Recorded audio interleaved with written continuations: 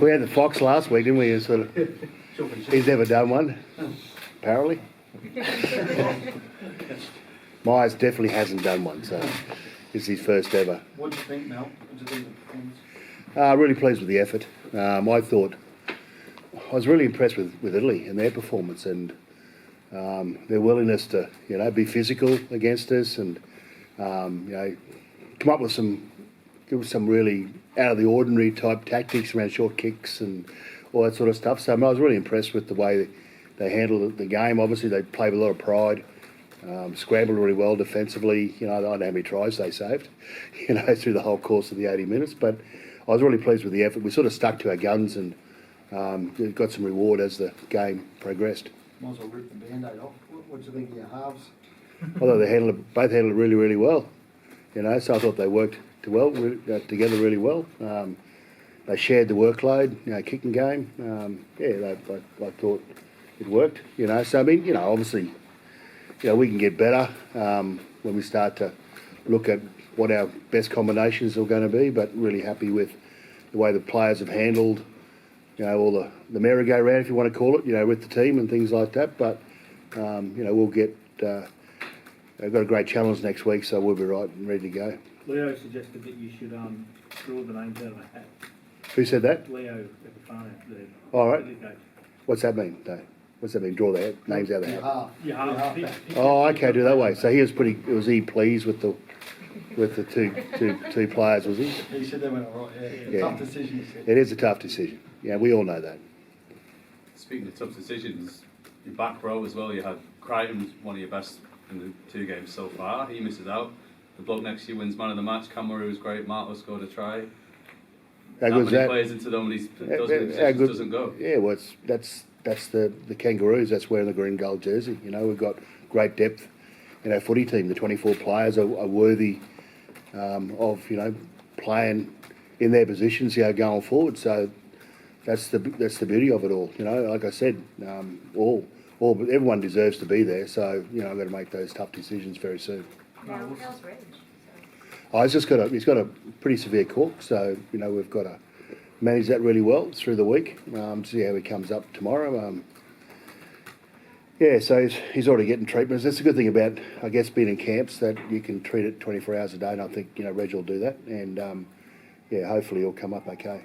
Now you remember '94 when Bozo had to choose between Alfie and Ricky. Is this a similar level of difficulty as far as the decision back then? Well, I think Bozo picked both from initially, didn't he? That's how he got around it. Yeah, so I might take that trick on board and see what happens. Yeah, I mean, I was there, and it was tough. It's a tough decision. Was your heart in your mouth when Teddy cop a knee and came on? Yeah, so he had his heart in his mouth as well, but he's fine. He's actually recovered really well. Is he a wrist for Campbell? No, he's just got a sore elbow. He got that last week. So there's no damage to it. It's just a bruised bone. So it just gets a bit sore when he knocks it. So he's okay. He's another bloke who's given you plenty to think about, I imagine. Yeah, he does, Brad. Yeah, so he's done really well. So again, I go back to what I say is that we've got 24 great players. Omar, what about yourself, mate? Do you think you've done enough to work your way into another thinking? No, I'm still got a lot to work on. I'm still learning. I'm still young. Just trying to progress into the big league, and there's a lot of great players out there. Like got Angus Crichton and Liam Martin. They had a great year too. So we're all trying to fight for that spot. And comes to the end of the day, who's working harder and who performs well. So yeah. Jeremiah, we see you around camp. You was happy because they're having a great time. Like, how good has this tour been? Oh, it's it's a dream come true. I've always wanted to play for Australia. To represent my family and that jersey that I put on means everything. So I'll go out there every week and be happy and try and enjoy the best footy I can. And it's just a great opportunity for myself too for this year. Mel, we've all spent so much time talking about this best 17 that you're looking for through these first 3 games. What's the key to changing things up now and really putting the pedal down? Well, we just keep on doing the little things that we know that we need to do to be successful. So we just keep working on those principles, and I know that every game we play that we'll get better, and we'll just be consistent with what we do with our prep and the way we perform. So yeah, I mean it's all around that. It's all around our work ethic, both on and off the field. Val, you mentioned that consistency. So from next week, is that going to be best 17 from quarter, semi, and hopefully to the final? Well, if everything works out okay, if there are no injuries and things like that, or illness, so my plan and the team's plan, I think that they all understand that from the quarterfinals onwards that hopefully we'll have our best team, not players but team, available for the rest of for as long as we remain in the tournament. And when they getting asked about the halfback thing, right? What does it come down to? How are you going to make that decision? What is it going to be made based on? That's a good question, Reedy. I thought I answered that the other day when I was talking to you. It comes down. But so many beers. Yeah. Well, it comes down. Well, obviously, it comes down to performance. It comes down to training. It comes down to their off-field behaviour. It comes down to the balance of the footy team. It comes down to combinations. It comes down to who's fit and healthy at the particular time. It comes down to speaking to our leadership group, our leader particularly Teddy, about his feelings. It's all that. It's all about having a conversation, a chat with all the coaches. It all marries up around what we value. What we value as a footy team. And like I said to you many times, that the difficult thing is that they're all playing really well. So the difficult conversation is that you got to, what excuse can you utilise or use for why you aren't playing. That's the tough conversation. So do you know? Because I'm nearly there. Because it'll come down to all those little things, all those little things, all those. I can't lose. Exactly right. The problem is the player does. That's the difficult thing. So do you know in your own mind now, or have you got like 3 or 4 days of hard thinking?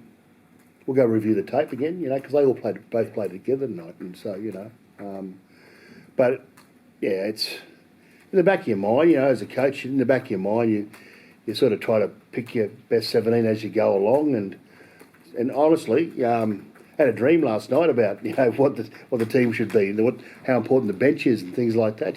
So you're constantly thinking about it all the time, and I've got to settle on something very, very soon, and I'll make that decision, and then it's really important that I have that really honest conversation with the players that this is the reason why they either missed out or they made the footy side. But then there's still pressure. There's still one of the sevens will play. There's still pressure on him, because they've got this other great number 7 that can push his way into the footy team. Could you do what Bozo did? Sorry? What was your dream team? Oh, Billy Slater fullback, Eric Growth wing. He wouldn't have heard of these players. Oh, Billy Slater, Billy, you never heard of Billy, Could you do what Bozo did and put one of them on the bench? Or? Yeah, I could do that too, yeah. I could do that. All speculation, it's all speculation, so. Investigating an alarm condition. Oh, we've got to go, sorry. We have to go, I apologise, before you get too in-depth. Did Jacko set that off? Well done, Jacko. You going to get me out of here or what? Mal, can I just ask, I don't know if you saw him today, but what have you made of England so far? I didn't see him today. Obviously, it was a big score. But they've been really good. Honestly, they've been really good. It's great for the game over here. So I'm kind of. Well, we're on a different side of the draw, so we've got a different focus. But if we do meet him in the GF at Old Trafford, it'd be a fantastic game. Well, there's been they love a big stride in Australian centre in this part of the world, so I'm sure you're aware. So, have you got any thoughts on how Latrell played out there, especially in the first half? He was unbelievable. Well, he's in a great space at the moment, Latrell, and very happy, and he's a dangerous player. Every time he touches the ball, there's something that can happen. So I'm really pleased to have him in the team. He had a bit of a go up at fullback in the second half.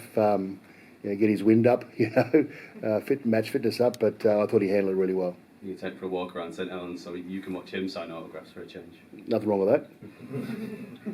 Thanks, everyone.